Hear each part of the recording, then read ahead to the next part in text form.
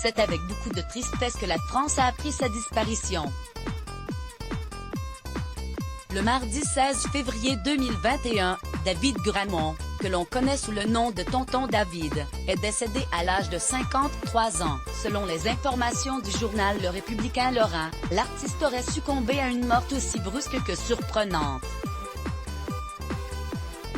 Alors qu'il revenait de Paris où il enregistrait son dernier album, il a été victime d'un AVC à la descente de son train-gare de Metz, peut-on lire dans la publication. Transféré à l'hôpital de Nancy, il était semble-t-il déjà en état de mort cérébrale. À lire aussi franchement, la Moselle, c'est exotique. Si les détails nous viennent d'un quotidien lorrain, c'est parce que Tonton David avait élu domicile dans la région il y a bien longtemps.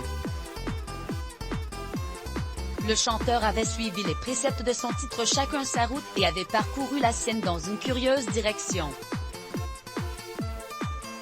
Je suis arrivé d'abord à Sarrebourg, voilà une dizaine d'années car j'avais à l'époque besoin de me rapprocher de Bâle pour des raisons professionnelles, expliqua-t-il en 2016 à l'Est républicain. J'ai de la famille à Voipy, près de Metz, mais c'était surtout parce que je me sentais bien ici.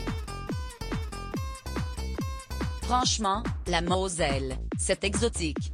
Je ne sais pas d'où ça vient, si c'est l'aspect frontalier ou autre chose, mais il règne ici un climat tout à fait particulier, qui rend la vie très agréable.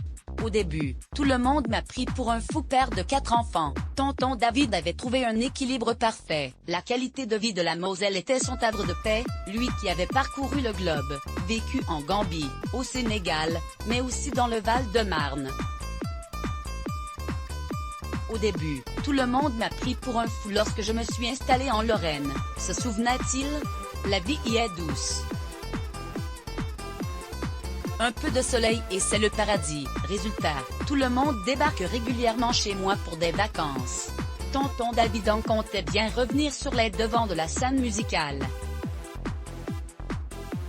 Il était sur le point de sortir un album et avait donné un concert, en septembre 2020, à l'espace Théodore Bouvier de Frémin-Merlebac. Le chanteur avait, à l'époque, offert des places à des soignants pour les remercier de leur lutte acharnée contre la pandémie de coronavirus. Let's block ADS.